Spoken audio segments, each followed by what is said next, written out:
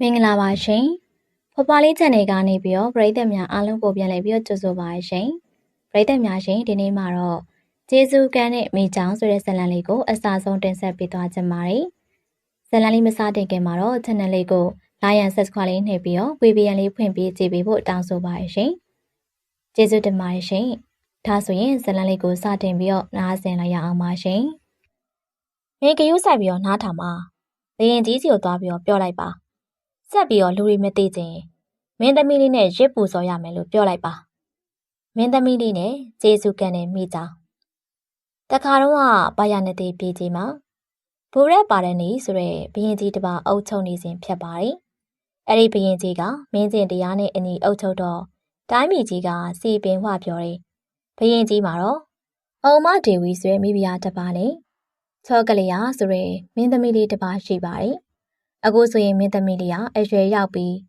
သူ့ရဲ့မွေးနေ့ကိုတော့ရောက်ရှိလာပြီဖြစ်ပါတယ်။ချောကလေးရကတော့ကျနာသနာတက်ပြီးအရန်ကိုချော်မောလှပါပါတယ်။မင်းသမီးလေးကသူ့ရဲ့အထင်းတော်တွေနဲ့ရေကစားရတာကိုကြိုက်ပါတယ်။တနေ့မှာတော့မင်းသမီးလေးကဘရင်ကြီးစီမှာခွင့်ပြုချက်တောင်းခဲ့တယ်။ခမဲတော်ဖေ။သမီးတော်ကိုရှေးသွားကစားဖို့ခွင့်ပြုပေးပါ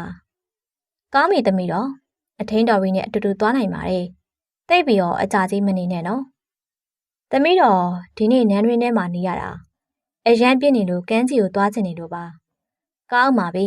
ကိုဂယုစိုက်ပါသမီးတော်အကြိုင်းမနေနဲ့နော်မြ мян ပြန်လာပါနေဝင်ချိန်ကိုမရောက်မီအချိန်မီပြန်လာရမယ်ကောင်းပါပြီခမဲတော်နဲ့မဲတော်သမီးတော်အချိန်မီပြန်လာပါမယ်အဲ့ဒီလိုနဲ့မင်းသမီးလေးဟာသူ့ရဲ့အထင်းတော်ဝင်နဲ့အတူတူမြေကဘာမှာသွားရအပန်းဖြေခဲ့ပါတယ်အထင်းတော်တွေကတော့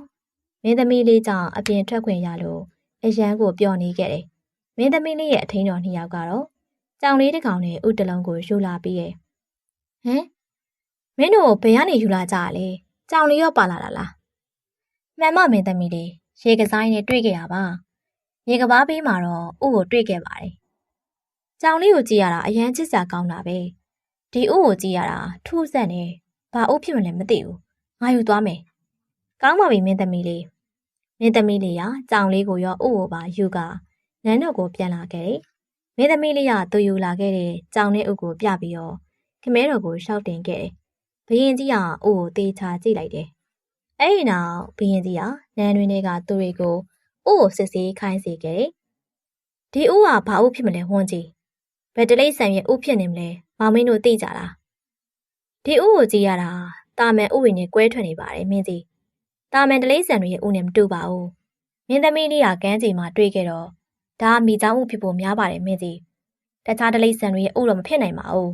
။မိချောင်းဥဟုတ်လား။ဒီကန်းချိန်မှာဘယ်လိုလုပ်ပြီးမိချောင်းရှိနေတာလဲ။ဟုတ်ပါတယ်မင်းကြီး။မိချောင်းဆိုရင်မွေးမြူထားလို့မရဘူးလေ။ကြောင်မွေးတယ်လို့အန်ဒီရဲ့ပေးလာနိုင်တယ်။ဒီကျန်းတဲ့ရက်ဆက်တဲ့တလိမ့်ဆန်ကိုမွေးလို့မရဘူး။ကြောင်လေးကိုပဲမွေးရမယ်။ကဲ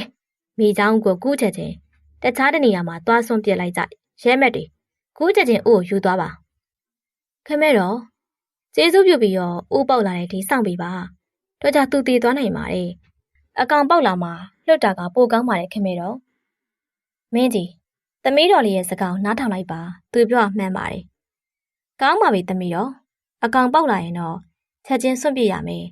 ခမဲတော်တော့အန်ဒီရရှိလို့မွေးခွင့်မပေးနိုင်ဘူးကောင်းပါပြီခမဲတော်ကျေးဇူးတင်ပါတယ်တနေ့မှာတော့ရဲမယ်တယောက်ကအကောင်ပေါက်လာပြီးဖြစ်ကြောင်းမင်းသမီးလေးကိုလာပြောတယ်။မင်းသမီးလေးကလည်းခမဲတော်ပြောထားသလိုမိချောင်းပေါက်လေးကိုရေထဲကိုသွားလှုပ်ခံလိုက်တယ်။အဲဒီနောက်မှာတော့အဆောင်စစ်သေးတွေကမိချောင်းပေါက်လေးကိုမြေထဲကိုပြန်လှုပ်ပေးခဲ့တယ်။တနေ့မှာတော့မင်းသမီးလေးကအပြင်ကိုကြည့်ကအနားယူနေရဲ့။မင်းသမီးလေးကအနားယူနေတော့နားထဲမှာတူတူလေးပြောလိုက်တဲ့အတန်လေးကိုကြားလိုက်ရတယ်။မင်းသမီးလေးဒီမိချောင်းကိုလွတ်မထားသင့်ဘူး။သူကမင်းသမီးလေးကိုပြန်ပြီးတော့အန်ဒီရဲ့ပေးလာလိမ့်မယ်။တနေ့ကျရင်မင်းသမီးလေးတွေဘေးဥပတ်ဖြစ်လာမှတေးကြပါတယ်။ဟမ်။ကြောင်လေးကစကားပြောရလား။အိုးကြည်စမ်းမင်းနောက်တော်ကြီးလာပြီပဲ။မင်းသမီးလေးယူလာတဲ့ကြောင်လေးကိုမှတ်မိရဲ့နော်။မင်းသမီးလေးကကြောင်လေးပြောစကားကြောင့်အံ့ဩသွားခဲ့တယ်။ဒီလိုစကားပြောတာကိုတခါမှမတွေ့ခဲ့ဘူးပါ။မင်းဟာလူသားဘာသာစကားပြောနိုင်တာလား။ဘယ်လိုပြောနိုင်တာလဲ။ဒါနဲ့မိချောင်းလေးကိုဘာလို့တတ်ချင်တာလဲ။သူ့ကိုရက်ဆက်တဲ့သားရဲ့လို့လူတိုင်းကထင်နေကြတယ် ဒါပေမဲ့သူလည်းတခြားသူတွေလိုနေထိုင်ခွင့်ရှိပါတယ်။မင်းသမီးလေးကလူတိုင်းတလိမ့်ဆန်တိုင်းပေါ်မှာကျင်နာတနာတယ်။ဒါပေမဲ့တချို့ကဒီလိုမဟုတ်ပါဘူး။ကိုကြီးထိုက်တဲ့သူတွေကိုသာကိုကြီးပြရကပိုကောင်းပါတယ်။ကြောင်လေးကမင်းသမီးလေးကိုတတိပေးစကားပြောပြီးရနဲ့ပြန်ထွက်သွားခဲ့ပါတယ်။အခုဆိုရင်မိเจ้าကရက်ဆက်တဲ့တလိမ့်ဆန်ဖြစ်ကြေးပြင်းလာပြီးဖြစ်ပါတယ်။သူကအရန်ကိုဆိုရဲရေကဲတစ်လျှောက်တွေးမြင်သမျှကိုအမဲလိုက်ကစားတောက်ပြပါတယ်။ဒီနေ့မှာတော့တန်ငါတဲ့တယောက်ကလှင်ငယ်လေးနဲ့ငါဖမ်းရင်းနဲ့မြေရိုးအတိုင်းစုံစင်းနေရဲ့တန်ငါတဲ့ကမကြမီမိเจ้าရှိတဲ့နေရာကိုရောက်လာခဲ့တယ်။တန်ငါတဲ့ကခက်လန်လန်ကိုရောက်လာတော့ထိုးကြရဲ့ခံစားမှုကိုရလိုက်ပါတယ်။ဒီနေရာမှာဘာဖြစ်နေတာလဲ။ကြည်ရတမျိုးပါလား။အရန်လဲတိတ်ဆိတ်နေပါလား။ငါလည်းတကောင်းမမမေ့သေးဘူး။အရင်ဆိုငါတွေအများကြီးရပါတယ်။ဒီကနေတခြားမှာငါဖမ်းသွားပဲကောင်းပါတယ်။တန်ငါတဲ့ကတခြားနေရာကိုသွားပြီးငါသွားဖမ်းဖို့လှုပ်လိုက်ပါတယ်။အဲ့ဒီအချိန်မှာပဲလေယာလှုပ်ခါသွားတယ်။လေငယ်လေးကအရန်ကိုခါရမ်းလာတာကြောင့်တန်ငါတဲ့လည်းထိတ်လန့်သွားပါတယ်။အိုးဘာလို့လှိုင်းရထလာတာလဲတခုခုရှိနေလို့လား။အဲ့ဒီအချိန်မှာပဲမိเจ้าကသူ့ရဲ့လေငယ်လေးစီကိုအလင်းမြန်လာနေရကိုတွေ့လိုက်ကြတယ်။အိုးမိเจ้าအိုးဒုက္ခပဲငါတေလို့မဖြစ်ဘူးမိမနဲ့ကလေးနဲ့တန်ငါတဲ့ကချက်ချင်းပဲလေငယ်လေးပေါ်ကနေခုန်ချလိုက်ပြီးတစ်ဖက်ကန်းကိုကူးခတ်ပြီးရဲ့ကိုကြပါကူညီပေးပါအောင်တယောက်ကူညီပေးပါဒီလိုနဲ့တန်ငါတဲ့ကကြောက်ကြောက်နဲ့ကူးခတ်သွားလိုက်တာတစ်ဖက်ကန်းကိုရောက်သွားတယ်တော်သေးရပေါ့မိเจ้าလက်ကနေလွတ်သွားလို့အခုတော့ငါလွတ်မြောက်သွားပြီမင်းကရေကူကအရမ်းမျက်နာပဲအိုးမိเจ้าမင်းဘယ်လိုရောက်လာရလဲငါ့ကိုဘာမှမလုပ်ပါနဲ့ချမ်းသာပေးပါငါတာမန်မိเจ้าမဟုတ်ပါဘူးကျေးဇူးပြုပြီးငါ့ကိုမတတ်ပါနဲ့အသက်ချမ်းသာပေးပါငါမှမိသားစုတွေရှိရဲ့ငါတည်သွားရင်သူတို့ငှက်ပြီးတော့တည်လိမ့်မယ်မင်းကြိတ်တာငါ့ကိုခိုင်းလို့ရပါတယ်ငါ့ကိုမတတ်ပါနဲ့မင်းဖြစ်ချင်တာပြောပါငါလုပ်ပေးပါမယ်အဲ့ဒီအချိန်မှာတော့မိเจ้าကလူငယ်တစ်ယောက်ဖြစ်ပြောင်းလဲသွားတယ်သူဟာတန်ငါတဲ့ကိုတေးချကြည့်လိုက်တယ်မင်းကငါ့ကိုအမှန်တိုင်းပြောနေရလားဟုတ်ပါတယ်မလျဲပါဘူးတကယ်ပြောရပါမင်းကရိုးဆိုင်ပြီးနားထောင်ပါဘရင်ကြီးစီသွားပြီးတော့ပြောလိုက်ပါဆက်ပြီးတော့လူတွေမသေးစေချင်ရင်မင်းသမီးလေးနဲ့ရစ်ပူဆိုရမယ်လို့ပြောလိုက်ပါကောင်းပါပြီပြောပြပါမယ်ငါလူတက်တာရက်ချင်တော့အခုလိုငါပြောတယ်လို့လုပ်ရမယ်လို့ဘရင်ကြီးကိုရှောက်တင်ကြီးမင်းသမီးလေးကိုရစ်ပူဆိုဖို့ခေါ်လာခဲ့တဲ့မင်းအတွက်အဲ့ဒါလွဲပါတယ်တန်ငါတဲ့ရဲ့စကားကိုကြားတော့အားလုံးကထိတ်လန့်သွားခဲ့တယ်သူကဒီလိုပဲပြောခဲ့တာလားတော်တော်ကျေးဇူးကနဲ့မိကြောင်ပဲသူကဘရင်ကြီးစီသွားပြီးခြောက်တင်ခိုင်းလို့ဒီကိုရောက်လာခဲ့ရပါတဲ့ဒီမိကြောင်အတင့်ရလာကြတာတန်ငါတဲ့ကဖေချောင်းကုန်စင်ဘရင်ကြီးကိုရှောက်တင်လိုက်တယ်တန်ငါတဲ့ရဲ့စကားကိုကြားတော့မိဖုရားကသူ့ရဲ့သမီးတော်လေးတွေစိုးရင်သွားခဲ့တယ်ဒီမိကြောင်ကငါရဲ့သမီးတော်လေးမှာလိုချင်နေရလားတကယ်ကိုစိုးသက်တာပဲမှန်ပါသူကဒီလိုမှလူတွေကိုဆက်ပြီးတော့အန်ဒီမပြုတ်တော့ဘူးလို့ပြောပါတယ်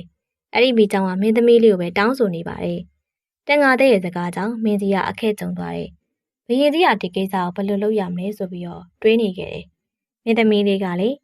ပြည်သူတွေအန်ဒီရဲ့ကင်းဖို့တွေသူ့ရဲ့အသက်ကိုစတေးပြီးကူညီပေးမယ်လို့ဆုံးဖြတ်လိုက်တယ်ဒီလိုနဲ့မင်းသမီးလေးဟာဘရင်ကြီးကိုရှောက်တင်ခဲ့တယ်ခမဲတော်အားလုံးပေးကင်းဖို့သမီးတော်သွားလိုက်ပါမယ်သမီးတော်ကိုခွင့်ပြုပေးပါမဟုတ်ရင်မိเจ้าကြီးကအားလုံးကိုအန်ဒီရဲ့ပေးနေပါလိမ့်မယ်အိုးသမီးတော်ဒီလိုမလုပ်ပါနဲ့သမီးတော်သာအခုလိုလုပ်ရင်မေတော်ရင်တွေကွက်ရလိမ့်မယ်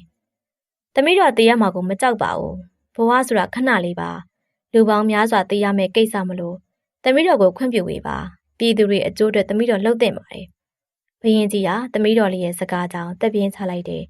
ဘရင်ကြီးကတော့သမီးတော်လေးရဲ့မုံမြတ်တဲ့စိတ်ဓာတ်လေးကြောင့်နောက်ဆုံးမှခွင့်ပြုပေးလိုက်တယ်ကောင်းပါပြီသမီးတော်ခင်မဲတော်ခွင့်ပြုပေးပါတယ်အဲဒီနောက်မှာတော့မင်းသမီးလေးဟာတေးပောင်ပေါ်မှာထိုင်ရင်မြေရိုးတိုင်သွားခဲ့တယ်သူနဲ့အတူတူကြောင်လေးကိုပါခေါ်လာခဲ့တယ်မင်းသမီးလေးကအားလုံးရဲ့အကျိုးတွေသူ့ရဲ့အသက်ကိုစတေးဖို့ဆုံးဖြတ်ထားတယ်ဒီလိုနဲ့ရေစီတိုင်းမျောပါလာရင်းနဲ့ခက်လန်းလန်းကိုရောက်ရှိလာခဲ့တယ်မိချောင်းကြီးဟာရေထဲကနေမင်းသမီးလေးရောက်လာပြီဆိုတာကိုသိသွားတယ်သူလည်းအပေါ်ကိုအမြန်ကူးခတ်သွားလိုက်ပြီးမင်းသမီးလေးစီကိုသွားကပါဇက်ကိုအခြေကြီးဟထားလိုက်တယ်အဲဒီချိန်မှာပဲတကြမင်းကမင်းသမီးလေးကိုကူညီပေးဖို့ရောက်ရှိလာခဲ့တယ်တကြမင်းကချက်ချင်းပဲသူ့ရဲ့တကူနဲ့မိချောင်းကိုဒီကနေပျောက်ပေသွားအောင်လှုပ်လိုက်ပါဦးတယ်အိုးကျေးဇူးတင်ပါတယ်တကြမင်းငါအသက်ကိုကယ်တင်ခဲ့တာကျေးဇူးတင်ပါတယ်ရှင် မင်းကအရန်ချောလှလို့ငါကူညီပေးခဲ့တာပါအခုတော့မကြောက်ပါနဲ့ငါရှိပါတယ်မင်းနန်းတော်ကိုပြန်လို့ရပါပြီမင်းခေါ်လာတဲ့ကြောင်လေးကိုလေသူ့ရဲ့အပြစ်တွေကိုငါရုပ်သိမ်းပေးပြီးမူလပုံစံတိုင်းဖြစ်အောင်လို့ပြောင်းလဲပေးလိုက်မယ်အဲဒီနောက်မှာတော့တကြမင်းဟာကြောင်လေးကိုသူ့ရဲ့တကူနဲ့အရင်ပုံစံတိုင်းဖြစ်အောင်ပြောင်းလဲပေးခဲ့တယ်ကြောင်လေးလေလှပတဲ့မိန်းပြူတယောက်ဖြစ်လာခဲ့တယ်တကြမင်းကကူညီပေးပြီးရနဲ့ကောင်းငင်ဘုံကိုပြန်သွားခဲ့ပါတယ်မင်းသမီးလေးကအခုတော့မင်းသမီးလေးရဲ့အနာမှာခါစားပြရစီအခုတော့မင်းသမီးလေးရဲ့ကျေးဇူးကြောင့်လူသားတစ်ယောက်ဖြစ်လာခဲ့ပါပြီ။အိုးရပါတယ်မင်းရဲ့ကက်ကြမ္မာကြောင့်ပါ။မင်းသမီးလေးငါရဲ့နာမည်ကဘီလာပါ။အစလူသားတစ်ယောက်ပါ။ဒါပေမဲ့ငါကျိုးလွန်ခဲ့တဲ့အပြစ်ကြောင့်ကြောင်လေးဖြစ်လာခဲ့တယ်။အခုတော့လူသားတစ်ယောက်ဖြစ်လာခဲ့ပါပြီ။တစ်သက်လုံးမင်းသမီးလေးရဲ့အနာမှာခါစားပြီးကျေးဇူးဆက်ပြရစီ။ဒီလိုနဲ့မင်းသမီးလေးနဲ့ဘီလာတို့ဟာတစ်ဖက်ကန်းကိုရောက်လာခဲ့ပါတယ်။သူတို့နှစ်ယောက်စလုံးကအသက်ရှင်ခဲ့ပါတယ်။မင်းသမီးလေးနဲ့ဘီလာတို့ဟာအရန်ကိုပင်ပန်းလာပြီးဖြစ်တာကြောင့်အရေးကောင်းတဲ့အပင်ကြီးအောက်မှာထိုင်ကအနားယူခဲ့တယ်။ဘီလာငါတို့ဘယ်ရောက်နေရလဲသိလား။ဒီနေရာကနန်းတော်နဲ့သိဝင်မယ်လို့မထင်ဘူးမင်းသမီးလေး။ငါခမဲတော်နဲ့မင်းသမီးလေးကိုအရန်တတိရနေပြီ။နန်းတွေကလူတိုင်းကိုတတိရတယ်။မကြမီပြန်တွေ့ရတော့မှာပါမင်းသမီးလေးရဲ့အရန်မစိုးရင်ပါနဲ့။အဲဒီချိန်မှာပဲဘလူကြီးတကောင်ရုတ်တရက်အပေါ်ကနေဖြတ်ပြန်သွားတယ်။ဘလူကြီးကတောအုပ်လေးထဲမှာရှိနေတဲ့မင်းသမီးလေးကိုတွေ့သွားပြီးဖမ်းယူလိုက်တယ်။ဘလူကြီးကမင်းသမီးလေးကိုဖမ်းကသူ့တိုင်းပြည်ကိုခေါ်သွားခဲ့ပါတယ်။မင်းသမီးလေးကဘလူကြီးကိုသူ့ကိုမတက်ဖို့တောင်းပန်ခဲ့တယ်။ဘလူကြီးနဲ့မင်းသမီးလေးတို့ဟာအရင်ဘဝကသားဖားတွေဖြစ်ကြပါတယ်။မင်းသမီးလေးကိုမြင်မြင်ချင်းပဲတနာသွားခဲ့တယ်။မကြောက်ပါနဲ့ငါမင်းတို့မတက်ပါဘူး။မင်းတို့ငါတိုင်းပြည်ကိုခေါ်သွားမယ်။ငါ့ကိုအဖေတက်လို့သဘောထားပါ။ငါလည်းမင်းကိုသမီးလေးတက်လို့ကျွေးမွေးဆောင်ရှောက်ပြရစီ။ဒီလိုနဲ့မင်းသမီးလေးဟာဘလူတိုင်းပြည်ကိုရောက်သွားခဲ့တယ်။မင်းသမီးလေးကဘလူကြီးရဲ့မွေးစားသမီးဖြစ်လာခဲ့ပါတယ်။ဒီနေ့မှာတော့ခမဲတော်ကိုဂါဗရပြုတ်ပါတယ်။သမီးတော်မင်းတခုခုပြောချင်နေရတဲ့နဲ့ခမဲတော်ကိုအားမနာပါနဲ့ဘာဖြစ်ချင်တာလဲ။ဒီကနေ့ရာသေးတို့ကအရန်ကြည်လင်တာပဲ။သမီးတော်တော်ထဲမှာအပန်းဖြစ်ချင်ပါတယ်။ရပါတယ်သမီးတော်ကိုဂယုစိုက်ပါ။ကောင်းပါပြီခမဲတော်အဲဒီအချိန်မှာတော့မင်းသားလေးဆိုင်းပုံကရင်းစီပြီးတော်လေးကိုအမဲပြေထွက်လာခဲ့တယ်။သူနဲ့တူအစေခံတယောက်လည်းပါလာခဲ့တယ်။မင်းသားလေးကခက်လန်လန်ကိုရောက်တော့မိန်းကလေးတယောက်ရဲ့အတန်ကိုကြားလိုက်ရတယ်။မင်းသားလေးကတေးချနားထောင်လိုက်ကအတန်အရန်ကိုချိုးတာနေရဲ့။အိုးမင်းအတန်ကြားလား။ဒါမိန်းကလေးတယောက်ရဲ့အတန်ပဲ။တောအုပ်ထဲကိုဘယ်ရမိန်းကလေးရောက်နေရလဲ။မှန်မမင်းသားကြားနေရပါတယ်။ဒါကတကယ်ပဲမိန်းကလေးတယောက်ရဲ့အတန်လား။သိကြပါတယ်မိန်းကလေးတယောက်ရဲ့အတန်ပဲ။ဒီမိန်းကလေးကဘာလို့တောအုပ်ထဲရောက်နေရလဲ။အတန်အရန်ကိုချိုးတာလုံးနေ။လူလဲလှမယ်တင်နေ။ငါရင်တွေတအားခုန်နေပြီးအမျက်သွားကြည့်ရအောင်။ဒီအတန်တွေကငါ့ကိုဆွဲဆောင်နေပြီ။အဲဒီနောက်မင်းသားလေးကအတန်ကြားတဲ့စီကိုအမျက်သွားကြည့်လိုက်ပါတယ်။မင်းသားလေးကခက်လန်လန်ကိုရောက်လာတော့အပင်ကိုကွဲကအသာချောင်းကြည့်လိုက်တယ်။အဲဒီချိန်မှာတော့မင်းသားလေးကမင်းသမီးလေးကိုမြင်တွေ့သွားပြီးမြင်ချင်းမှာပဲချစ်မိသွားခဲ့တယ်။အရန်ကိုချောတာပဲ။ဒီလောက်လှတာမတွေ့ဘူးခဲ့ဘူး။အရန်ကိုလှတာပဲ။ तू ကလူသားတစ်ယောက်ပဲလား။နတ်သမီးလေးလား။မင်းသမီးလေးပြန်မထင်နဲ့နောက်ကျနေပြီ။သွားကြတာပေါ့။မင်းသားလေးကအမြန်ထွက်သွားတယ်။ခဏဆောင်ပါအောင်မင်းသမီးလေး။အိုးရှင်ကဘာတူလဲ။ဘယ်ရလာလဲ။မင်းသားလေးကလည်းအကျိုးကြောင့်ပြောပြလိုက်ပြီးမင်းသမီးလေးကိုသူအရန်ချစ်မိနေပြီဖြစ်ကြောင်းပြောလိုက်တယ်။သူတို့နှစ်ယောက်ကအရင်ဘွားကဇနီးမောင်နှံတွေဖြစ်ကြပါတယ်။မင်းသမီးလေးကလည်းမင်းသားလေးကိုမြင်ချင်းချစ်သွားတာကြောင့်မင်းသားလေးကိုအပြေပေးခဲ့တယ်။အဲဒီနောက်မှာတော့မင်းသမီးလေးကသူ့ရဲ့ခမဲတော်ကိုလက်ထပ်ပေးဖို့တောင်းဆိုခဲ့ပြီးနောက်ဘရင်ကြီးကလည်းသမီးတော်လေးရဲ့ဆန္ဒအတိုင်းမင်းသားလေးနဲ့လက်ထပ်ပေးခဲ့ပါတယ်။အဲဒီနောက်မှာတော့သူတို့နှစ်ယောက်ကပျော်ပျော်ရွှင်ရွှင်နဲ့နေထိုင်ခဲ့ကြပါတော့တယ်။ပရိသတ်များရှင်အခုတင်ဆက်ပေးခဲ့တဲ့ကျေးဇူးကန်းနဲ့မိချောင်းဆိုတဲ့ဇာတ်လမ်းလေးကတော့ဒီမှာတင်ပြီးပါပြီ။နားဆင်ပေးခဲ့တဲ့ပရိသတ်များအားလုံးကိုကျေးဇူးတင်ပါတယ်ရှင်။